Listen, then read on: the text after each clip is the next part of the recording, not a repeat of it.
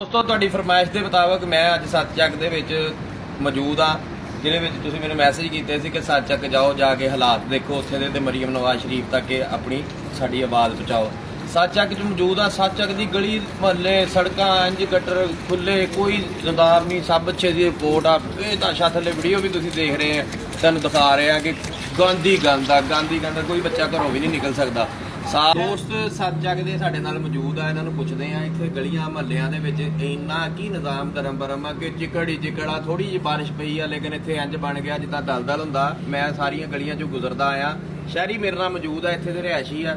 ਇਹਨਾਂ ਨੂੰ ਕੀ ਮੁਸ਼ਕਲਾਤ ਆ, ਇਹਨਾਂ ਨੂੰ ਪੁੱਛਦੇ ਆ ਜੀ ਜਨਾਬ। ਸਰ ਜੀ ਘਰਾਂ ਵਾਲੇ ਦੇ ਜਿਹੜੇ ਤਾਂਗੀ ਆ, ਜਿਹੜੇ ਫੈਕਟਰੀ ਵਾਲੇ ਕੂੜਾ ਜਿਹੜਾ ਸਾਰਾ ਇੱਥੇ ਨਾਲ ਹੀ ਦੁਕਾਨਾਂ ਵਾਲੇ ਇੱਥੇ ਸਾਰਾ ਗਾਰਾ ਗੂਰਾ ਕੂੜਾ ਇੱਥੇ ਸੁੱਟ ਛੱਡਦੇ ਨੇ।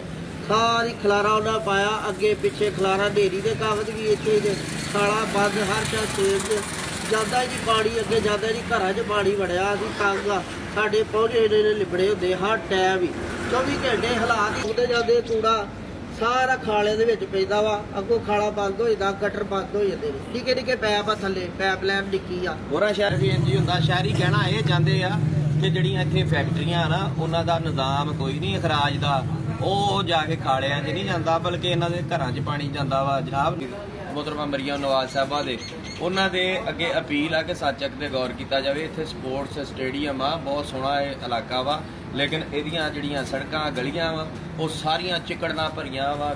ਥੋੜੀ ਜਿਹੀ ਬਾਰਿਸ਼ ਪਈ ਆ ਲੇਕਿਨ ਇੱਥੇ